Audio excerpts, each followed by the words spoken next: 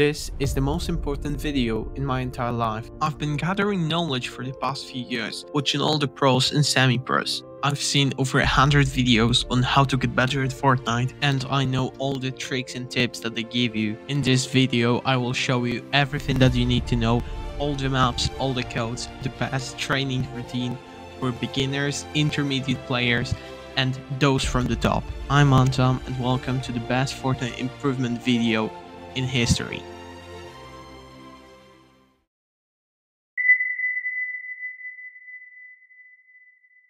Mechanics are a key part of the game. It's great to be fast, but what is really important is to be consistent with all your edits.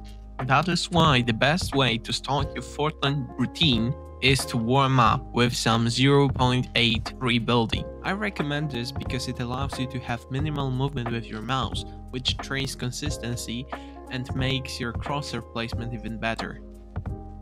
The next thing that you need to do is to have your sensitivity. For me, I have 6.2, so my sensitivity goes to 3.1. When you get the lower sensitivity, go back to normal speed and try free building. Here, you wanna concentrate on making the most edits while maintaining a good speed. It's not easy, but it is really worth it. I consider that one of my priorities when it comes to my warm-up routine. You should train with your halved sensitivity for about 5 to 10 minutes. Then you should change your sensitivity to the regular one and spend another 5 minutes for building to get used to what your sense looks like. The most important part of any Fortnite mechanical routine is quick free building. You need to do it every day for as long as you can. It makes any mechanical progress easier by miles. Basically, change the speed to 1.3, 1.2 or 1.1, depending on your skill level. Then proceed to take as many edits and retakes as you possibly can.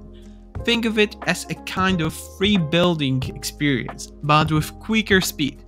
If you enjoyed this video so far, I'd be glad if you left a like or subscribe to my channel. It makes my day and I'd be over the moon if you showed your appreciation.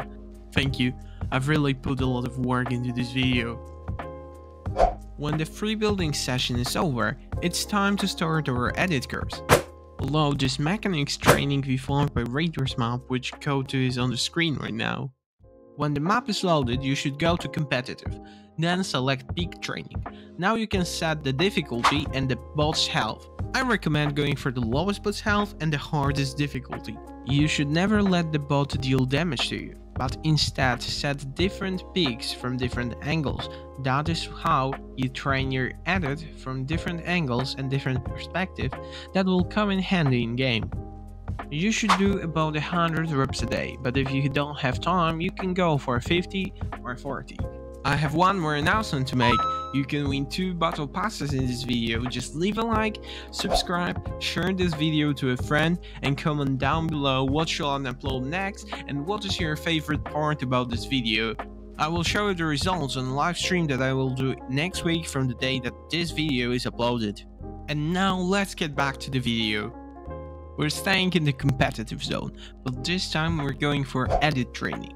Here you want to select all the possible edits and make sure to click moving. This will put you in a very awkward situation to edit. You will probably never encounter such edits in real game, but because you train these edits with awkward angles, you will have no problem with editing the easiest one in real game. To make sure no edit is an issue for you, spend at least 5 minutes daily on this map. Now we're gonna focus on the speed of the edit itself, so go to edit and then go to discourse. This is all for the speed and minimalizing the fatigue that comes after too many edits. Nobody wants to risk their game or tournament placement, so make sure to do this drill at least 3 times a day. Another aspect of your mechanics that I rarely see anybody talk about is your build placement. If you use your materials wisely, there's a high chance you go to the endgame stacked and therefore avoid making stupid mistakes in need of a refresh. But build placement is not only that, it's also placing a build where nobody expects that. So for example, take the stairs and put a cone, and then after you edit this cone, you can place another cone to block the enemy's path. You can also put a cone behind the wall so that the enemy's path is blocked. Tunneling is a skill that everyone has to master, especially if you want to get better. So sacrifice from 5 to 10 minutes just for tunneling in your warm-up routine. I recommend using the tips I talked about later, so starting from a lower speed and then proceeding to go with the higher. Another tip towards your mechanics is to be able to rotate your ramp easily. It's not a game-changing mechanic, but in certain situations it may win you the game. It's especially useful when you want to go down a few layers and be protected. Side jumps are great for retaking height, especially in real game scenarios. What makes them great is the fact that you can easily combine them with any other move and they are highly effective.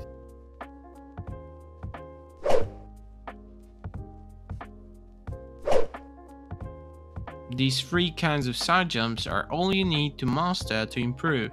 Now, let's talk about your crosshair placement. Mastering your crosshair placement is a game of patience, so don't rush anything and practice every day to see the results. An easy way to boost your crosshair placement is to use an app like Crosshair V2 or Crosshair X. I personally use Crosshair V2. It's free and reliable. The way you train your crosshair placement is very easy. You just minimize your mouse movement while editing. To make sure you have the best crosshair placement, you should turn off Edit on Release. With Edit on Release on, it's much more difficult to set good picks and have great crosshair placement because you have to put your crosshair in very awkward positions not to miss an edit. While making a peanut butter edit, you want to stay hidden to avoid the 50-50 situation.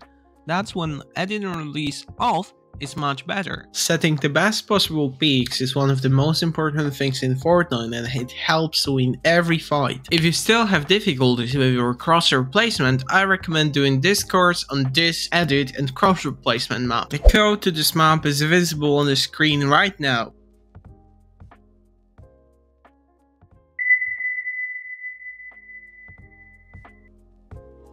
Aim is the most important skill in Fortnite. Whether it's your AR aim or your shotgun aim, this is a skill that wins not only games but whole tournaments. There are 2 ways of training your aim: outside Fortnite and in Fortnite. Everybody heard about Kovacs, but I'll show you a map that looks like Kovacs and nobody heard about it. This map is called Training Aim Edit Piece, and it has my favorite aim section in the entire game. I think that all the Kovacs scenarios on this map are worth playing, especially if you're a controller player. It's because there's no other way to play those scenarios on controller, and they can change your aim into something really incredible. I'd recommend this map to everybody, no matter what is your skill level. Play all of these scenarios for about 3 to 5 minutes a day and you will see improvement in no time. It's also crucial to remember about the Fortnite section of this map. It provides us with a great opportunity to train our close range aim,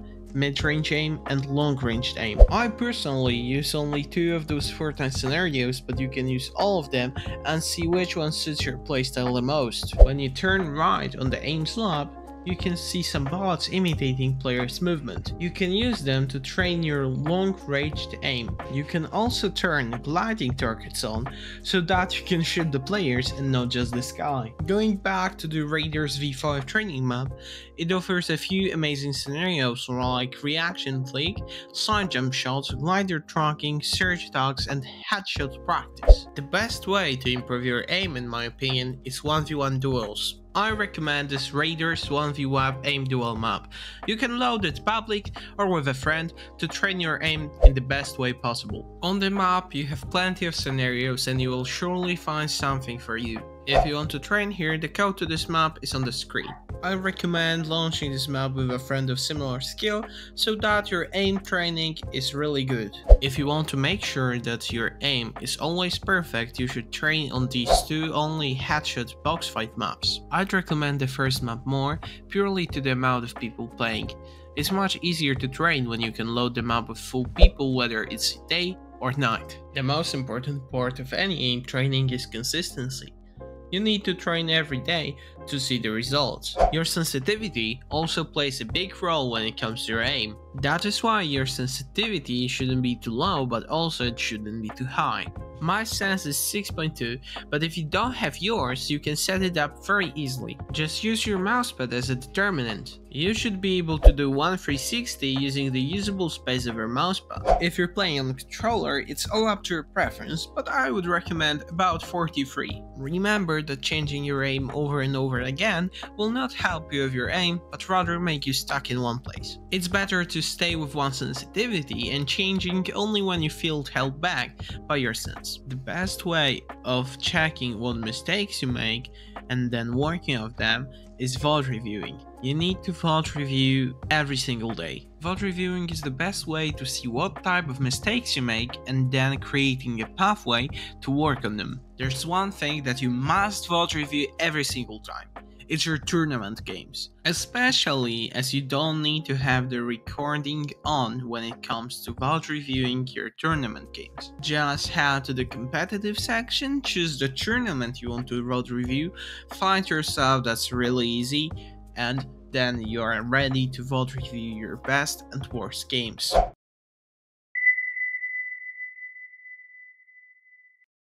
What I mean by positioning is putting yourself in the best place in the current zone, that is, dead side. Dead side is the place in the zone where there's the least people. You should be there because if there's the least people, there's the smallest chance of getting third partied.